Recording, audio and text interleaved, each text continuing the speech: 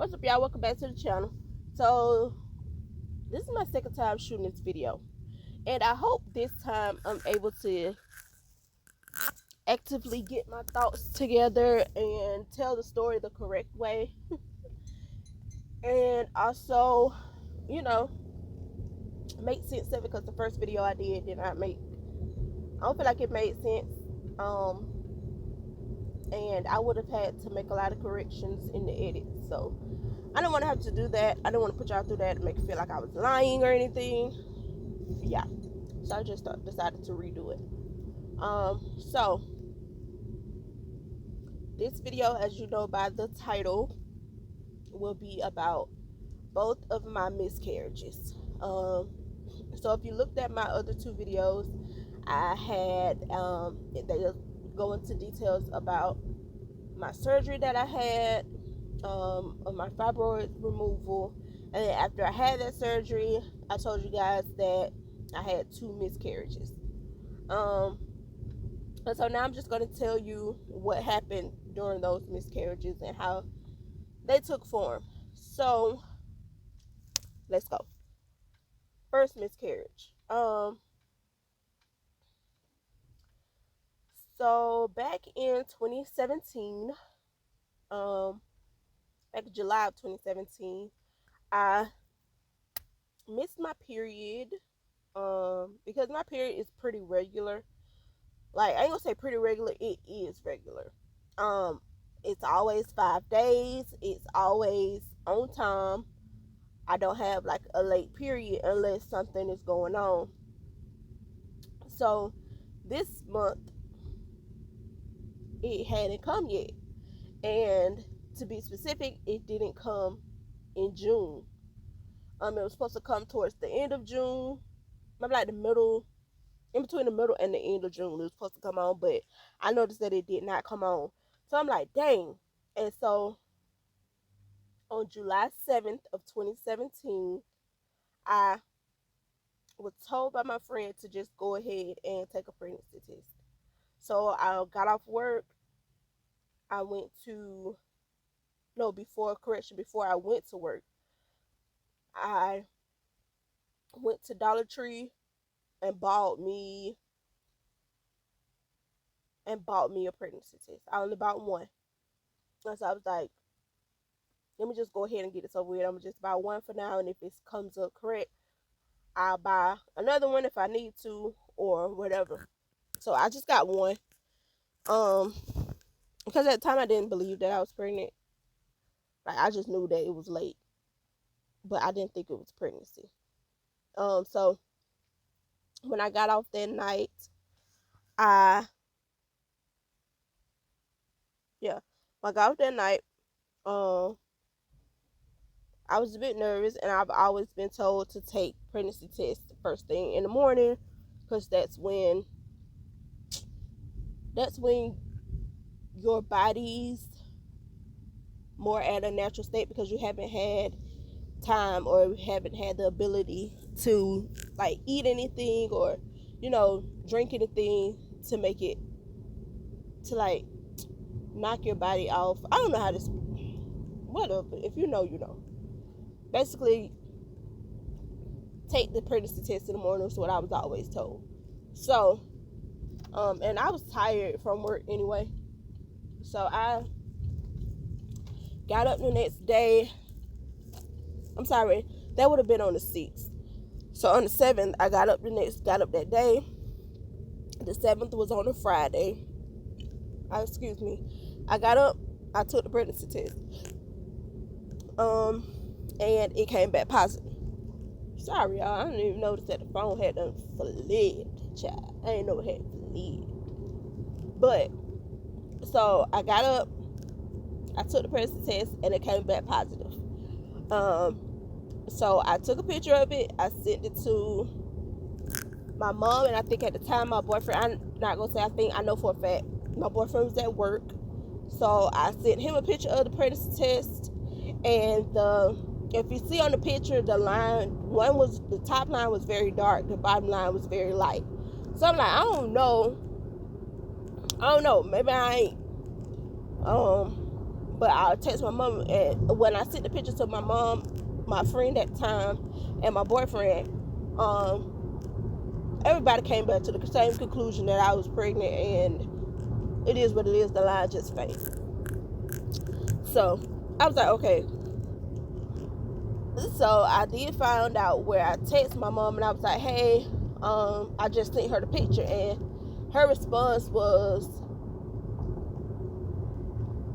wow, really, if I'm not mistaken, or something like that. No, she was like, is this a joke?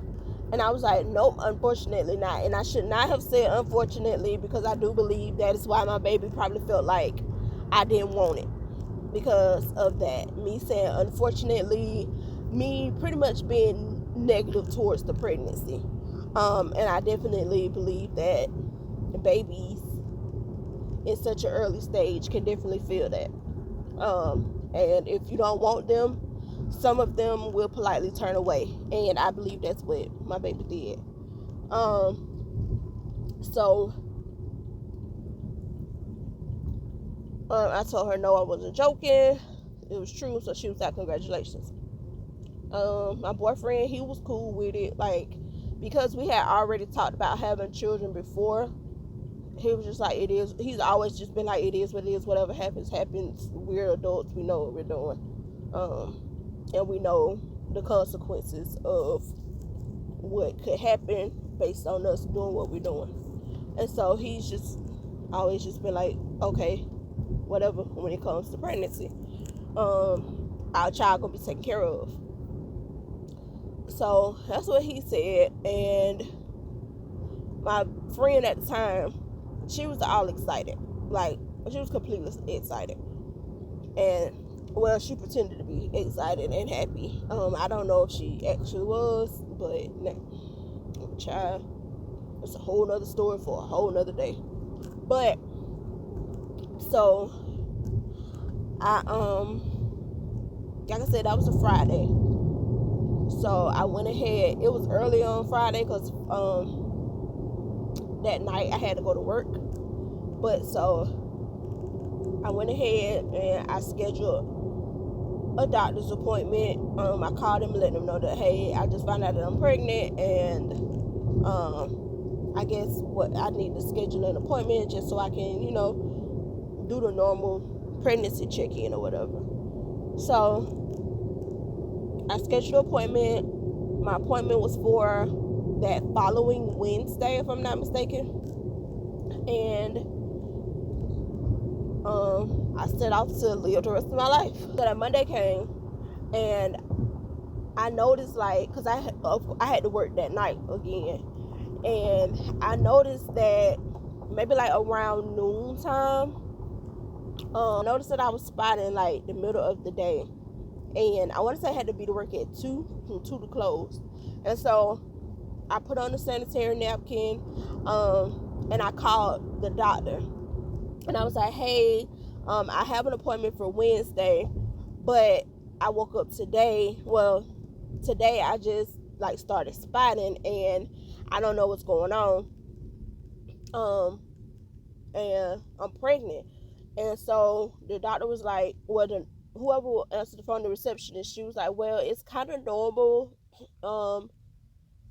in the beginning pregnancy, because it could be implantation. I think that's the word. Implementation. Basically, when the baby is embedding itself into the uterine wall. So she was like, it could be that, but we'll just keep to your appointment Wednesday, and if anything happens, then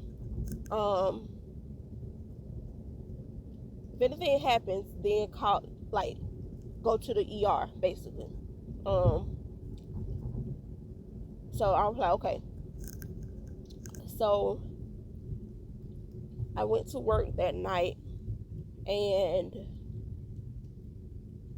I went to work later on that day, and I had continued to bleed or whatever. So I'm like, what the hell? So oh my gosh, I should have turned. Why didn't I? But I continued to bleed. So the night when I got off, I went to use the restroom, and like, why I noticed like maybe towards the end of my work night, I was cramping a little bit. So I'm like, damn, what's going on? Well, maybe it's because I know people do have their period when they're sometimes they had a period when they're pregnant, and so I'm like, okay, maybe it's just my period coming on, yada yada yada. So I didn't take any pain meds because at that point, like, I wasn't like I've never really been a medicine junkie. So I'll try to go like deal with the pain, and then once it becomes unbearable, that's when I'll go and take something for it. So it wasn't painful as to where I needed to take something. At least that's not how I felt at the time. Um, it wasn't painful to where I felt like I needed to take something, but I was cramping, and so I made cognizant of that the whole night. So when I got home, I noticed that the bleeding had kind of picked up a little bit.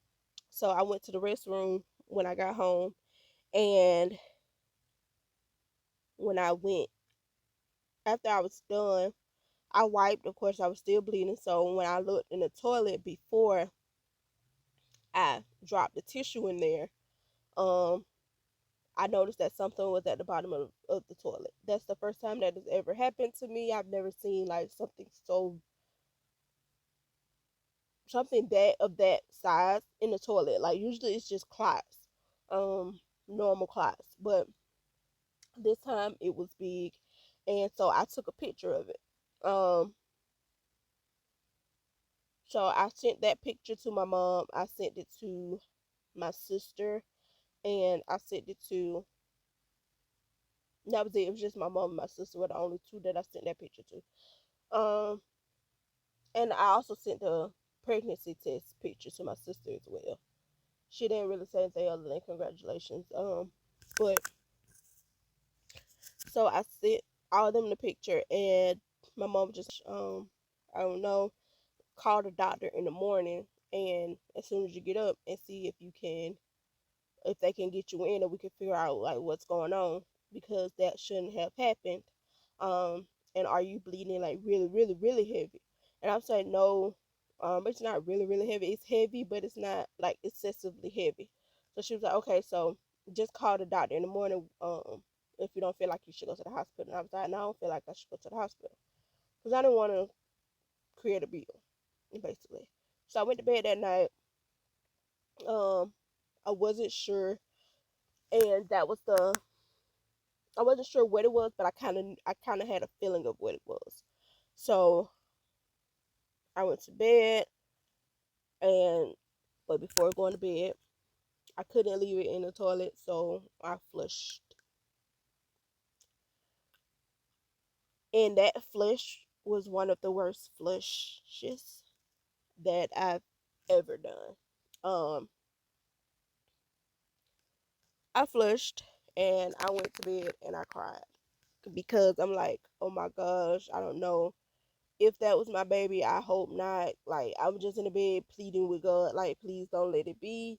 Rubbing myself, like, please still be in there. Um,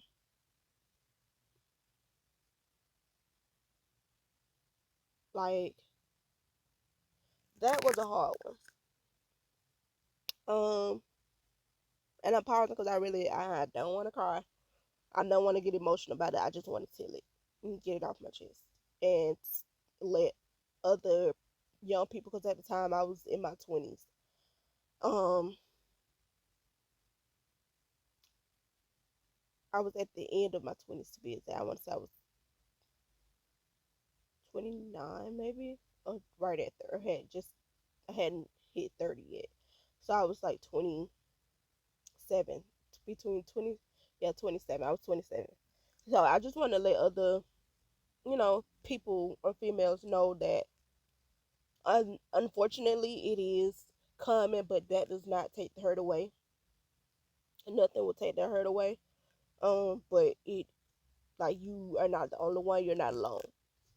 So I flushed one of the hardest flushes. I went to bed that night. I cried. I cried myself to sleep. I cried till I could not cry no more. The next day, I called the doctor, they told me to come right in. So I went in. I went in by myself because my boyfriend had to go to work. Um, and to be exact, I took the picture and flushed at 10 o'clock on July 10th of 2017. Um, if I want to say it was 10:24, I put the time in the picture. But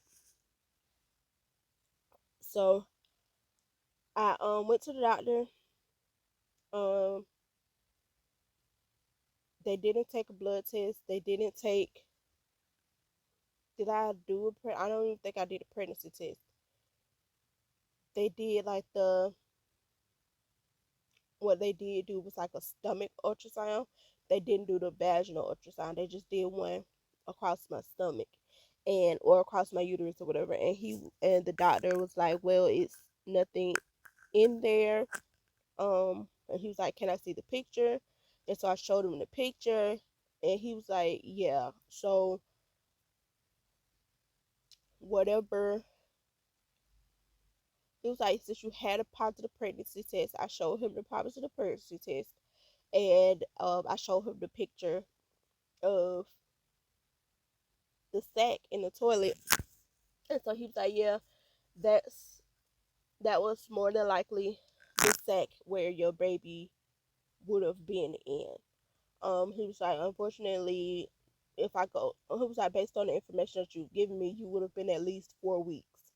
And looking at this picture, it didn't. Your baby didn't develop. It didn't grow to the size that it should be at this time frame in your pregnancy. It should have been slightly big. It should have been a bigger than what it was, and so it wasn't going to be a viable pregnancy. I hate to say this, but luckily it went ahead and happened in the beginning of the pregnancy, and it wasn't like a prolonged state to where we would have to do like a DNC or anything. And luckily, it did go ahead and come out. And so he was like, um, we took the ultrasound. Based on the ultrasound, nothing extra. Like there was no remnants of it. So I think you are pretty good. This is unfortunate.